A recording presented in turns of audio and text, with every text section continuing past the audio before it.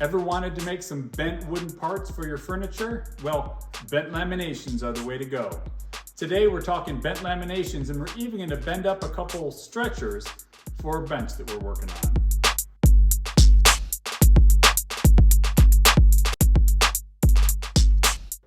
Today I'm surrounded by a bunch of forms that I've made over the years for parts that go into pieces of furniture that I've made. I'm going to just quickly walk through here and we're going to show you all the forms, and there are several of the forms that I got pictures, and I'll show you and I'll describe to you what part of that piece of furniture was made in the form, if it's not just really obvious already.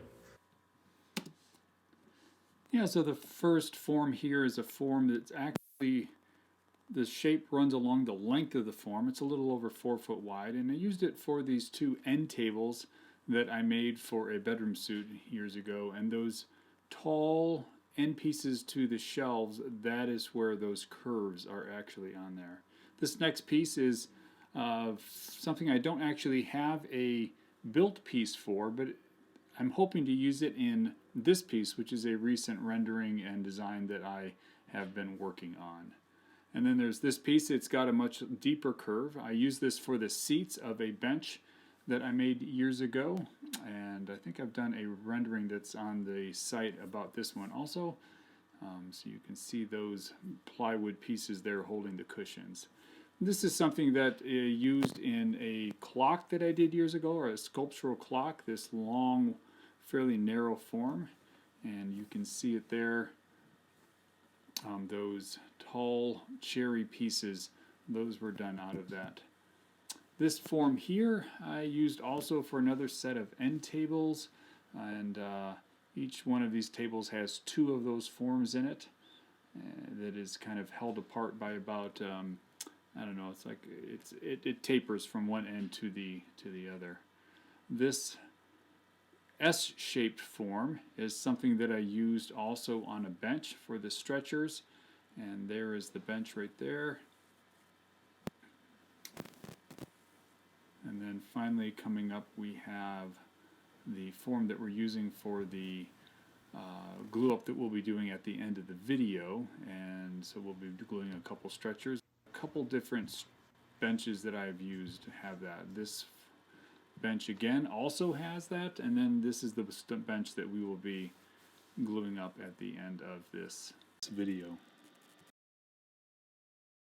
Alright, so let's talk about actually making these forms. So the simplest and easiest thing to do, which works with a narrow form, is actually to glue up several pieces of some type of man-made material like plywood. This actually has mostly plywood, and it has one piece of particle board in the middle of it, and actually glue up those pieces of plywood, and then draw your curve on it, and then very, very carefully with a bandsaw cut that piece out.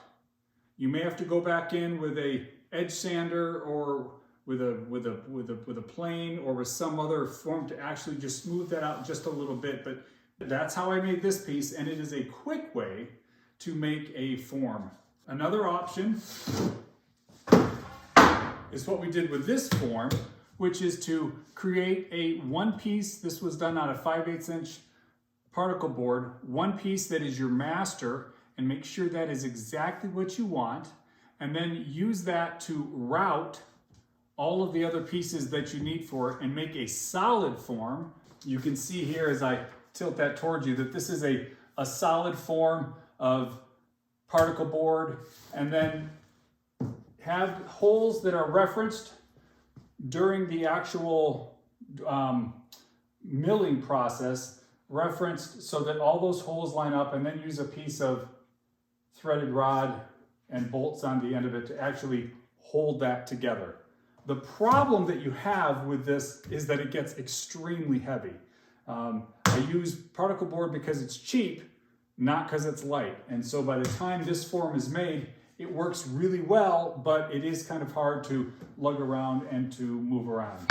And so one of the things that we do with then wider forms, you can see these two forms are actually pretty close to the same curve, but this one is a lot wider. And so in order to make a wider form so that it is actually manageable weight-wise, You do the same thing in terms of creating identical pieces, but then you actually space those pieces apart. You can see here that we have placed spacers, and so that spaces those pieces apart so the form is about half the weight it would be if it was solid. And depending on the top piece, you could even have these spaced further apart. And then when you place your top piece here on, that will then span those spaces you have in there. And then these are just simply screwed down at the end. There's a couple of nails along the side just to hold this piece of masonite in place. But then you can make your form significantly lighter than if it was a solid form. So those are some thoughts when it comes to actually building the forms. I wanted to take a few moments and talk about the laminations that are used in bent lamination. There's actually a wide variety of materials that you can use for bent lamination. The stretchers that we're going to be gluing up at the end of this video are made out of 1/4-inch maple, but you're not just limited to hardwoods, and you're not limited to a 1/4-inch. One of the things that you can use is actually 16th-inch veneer, or you could even use thinner veneer if you needed to. And that gives you a lot of flexibility. There are different plywoods that you can use. This is just 1/4-inch Lawn plywood, and that can be used over a form. This is a board that is actually made for bending. We call it wiggle wood, but what it is it's 2 layers of material that are going this way that have a lot of flexibility to it, with a core of veneer in the center that then provides the structure to it. That veneer is going in the opposite direction. So this is a plywood, but you can see that it has a lot more flexibility than most plywoods. This is a piece of, it's a little over 1/8 of an inch, but about 1/8 of an inch plywood. That could be used as well. All of these things could possibly be used, but you need to think about the shape of the form also. So something that we could use on this form, for instance, this 1/4-inch piece of plywood would be perfectly fine being glued up over this form. On something that has more of a curve, it's not going to work quite so well, and all of a sudden there's a lot of force towards the outside of that, and while I may be able to get clamps to hold it in there, there's going to be a lot more spring back when you use that type of wood. For the 1/4-inch pieces of maple that we're going to be using today, they're going to be fine over the form that we use them on, but they would not work over this form at all. However, I could use 16th-inch veneer on this form, and that would go over it absolutely fine. So think about that. There's also the reality with plywood about what direction you're going to orient that plywood. Here's a piece of this 1/8-inch plywood.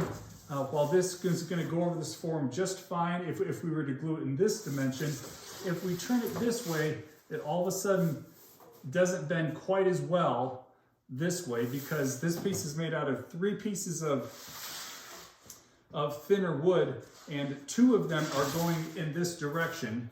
1 of them is going in this direction, and so bending it this way is a lot more difficult than bending this way is. So you can think outside the box when you think about what materials to use with bent lamination. It just has to be something that is going to bend easily over the form. Now let's talk about clamping your laminations onto the forms.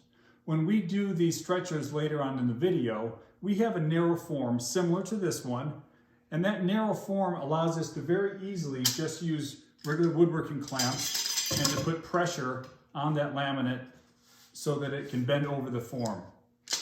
Very easy to do with regular clamps.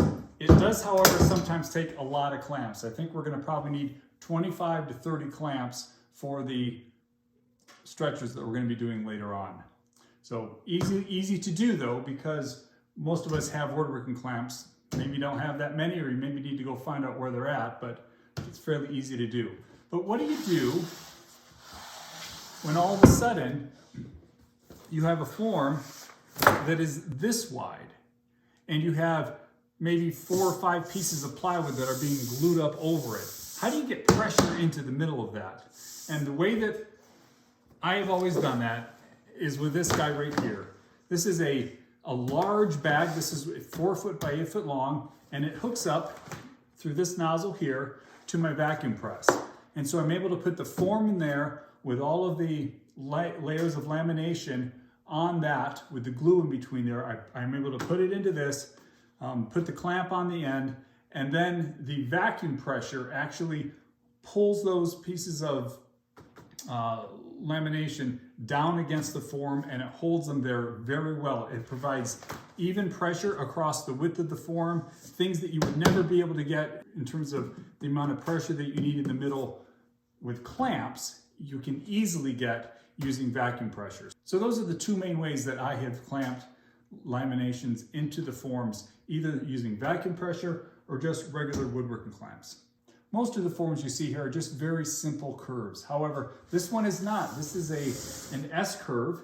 This was a stretcher for a different bench that I had done years ago, and I wanted to have a little bit more intrigue in the placement of the seats on that, and so this is actually has an S curve in there. So you can think beyond just that simple curve, and then you also can think beyond whether or not most of these are complete curves, but what if you just did a curve in one area and then you had straight areas beyond that? Check this piece out. So this is a writing desk that I made for a chaise lounge that I made years ago. And that curved element is a bent laminated piece of wood. It's actually made of 16th inch pieces of maple veneer that were glued up over a form.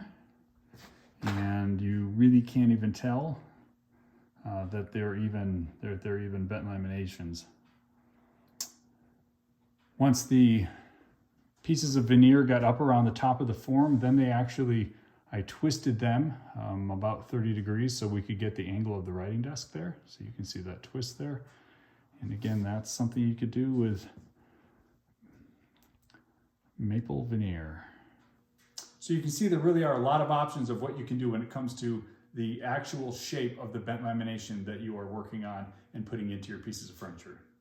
So let's take a second and talk about the glue that we'll be using. Today we're going to be using just plain old yellow glue, and I wanted to use that today because this is something that's readily available to everybody. You could just walk into any hardware store and buy yellow glue, and then you could then do a bent lamination with hardwood or with veneer or with softwood. So we're going to be using that today. There are some limitations when it comes to yellow glue. First of all, the open time for spreading it and getting it into the form is fairly limited. Today, that whole process needs to take less than 10 minutes, and so we're going to be moving fairly quickly. The other thing with yellow glue is even after it fully cures, you will have a little bit more spring back than you would with other glues. So I'm okay with that because this doesn't have to fit a particular shape or form, so I'm okay with there being a little bit of spring back, and that'll be okay for me today. Another glue that's available to us is powdered resin glue. Sometimes it's called cascamite, and this glue comes in a powdered form and you mix it with water, and when you add the water to it, it starts a chemical process that in the end ends up with a very, very hard glue. But it takes a while for it to get there. It is heat dependent, so if it's really warm or if you use warm water in it, it's going to set faster. Or if it's colder and you're in a cold shop, then it's going to take a little bit longer. But both ways, it has a longer open time than what yellow glue has. So that is a nice glue to use. It comes in a dark form and a light form. You can get a light form. So I'm gluing maple. If I was going to use the powdered resin glue with this, I would be using the lighter form of that. If I was going to glue together something like walnut or cherry, I would use the darker form of that. So epoxy is another thing that can be used. You can use epoxy to glue things together. I generally am, except for smaller things or very specific things, epoxy to me is just it's too thick and it's hard to spread, but it is an option for bent laminations. Today we are going to be gluing up the bent laminations for the stretchers for the Bluestone Bench project. I have both stretchers here ready to go. Each stretcher is made of 6 pieces of 1/4-inch maple that is 6 inches wide and 7 foot long. I'm going to glue one of these stretchers up, and then I'm going to place it in the form I'm going to let it sit then for a couple of hours, and then I will take the clamps off, and then I will put the other stretcher, I will glue the other stretcher up and put it on top of that, and then I'll let the whole thing sit overnight. On top of these 6 laminations, I'm going to place this board here. This is a 1/2 inch thick, and it will be the cull that will help to distribute the clamping pressure. And one of the things that you need to make sure that you do is that you have everything ready to go. Yesterday, I've already done a test fit of this, and I'm happy with the way things are going together. I've got some paper on the table in order to help protect that, to make cleanup easier. I've got all my clamps that I'm going to need sitting right here, ready to go. I have my cull blocks. These will go on top of the cull, and they will distribute the clamp pressure out a little more. So these are ready to go. I've got my form here. One of the things that's important with this form is that you don't want the glue to stick to the form. I've seen it happen before. A builder who's making a bent lamination goes to pull the lamination out of the form, and he can't get it out, or she can't get it out, because it's been glued to the form. So this has been waxed. I have used this form before. It has several layers of wax on it. I put another layer on it just to make sure that the bent laminations do not stick to the form. Very important. This piece here, you can see this here. Once I put my laminations in here, I will use this piece, and I will, this is a glue block, and I will sandwich those pieces between those two and these two, and that will align the laminations in this direction, so I don't have to worry about them moving around as I'm tightening with the with all of the clamps. So those are ready to go. These two have been waxed well so that the glue isn't going to stick to those either. So the next thing we need to think about is spreading the glue. There are several things that you can use. You could use a short 1/8 inch nap foam roller. This can work really well sometimes for spreading yellow glue and even for the cascamite. Either have a tray that you're rolling this in, or you would pour it directly onto the wood and you could spread it with this. So this is an option. Another thing is to use some type of a spreader. This is a spreader that I use a lot. It's one that I made myself. This particular piece is out of a 3/8 inch clear plexiglass, and I have simply made a bunch of notches into it. This is what I'm going to be using today to spread. You could also just pick up some type of an adhesive spreader at the hardware store. You're going to want to experiment a little bit. These notches, you're going to want small notches, and I would find that even these notches may be a little big. So this is just a soft steel, and if I was going to use this, I would just file those notches down a little bit. Again, experimentation before you get into the actual project would be good if you're going to use this type of a spreader, but it would work really, really well. When I'm spreading, usually with bent laminations, I spread on both sides of the lamination.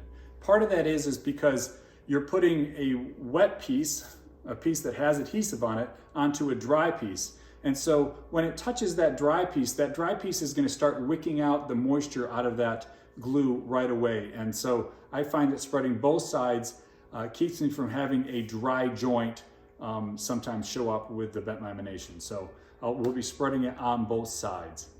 So yeah, I think that we are pretty much ready to go here. Come along for the ride.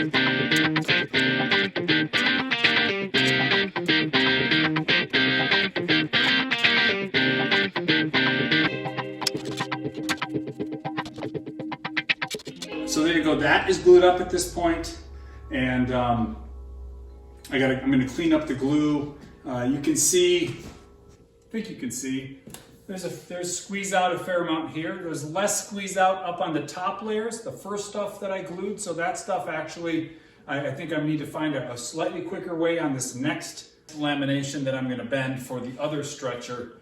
I need to find a little quicker way to spread the glue. I had to go back in here because there were a couple places where the outer lamination, where the glue was the driest, didn't completely come together. And that's why I went back through with a couple of those clamps. But for the most part, I'm relatively happy with that, and spent a couple minutes cleaning up the glue, and now I'll wait a couple hours and I'll do the next layer. All right, so this is sat overnight. We're gonna pull the clamps off and see what those two curved stretchers look like.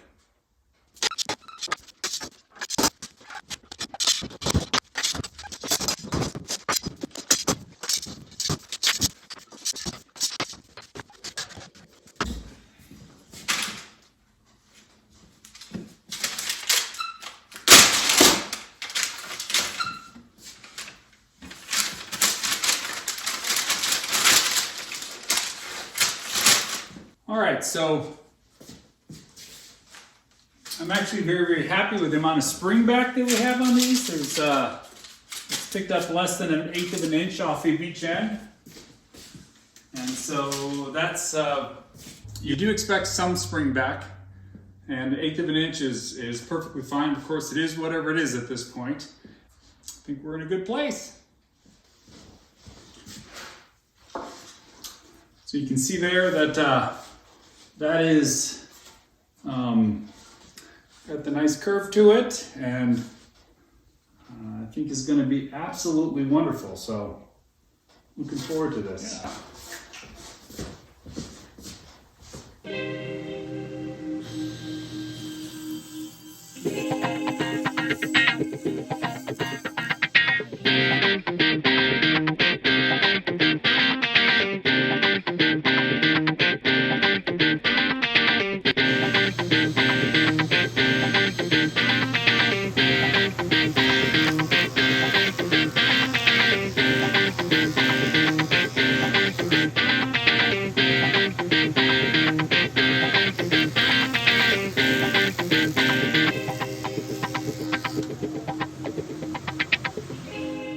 So you can see just how effective bent laminations are to creating these curved forms that you wouldn't otherwise be able to get to put into your projects. What this allows you to do is it allows you to start thinking beyond just square and straight to all kinds of other stuff in terms of the curves that you can make. You can make these forms any shape, any size. You can glue a variety of different materials onto it, plywood, solid wood, and then you can all of a sudden expand your ability to design things that you wouldn't otherwise be able to build. This is Todd Wolfe with Made by Wolfe, encouraging you to go out there, think beyond just straight, and build something today.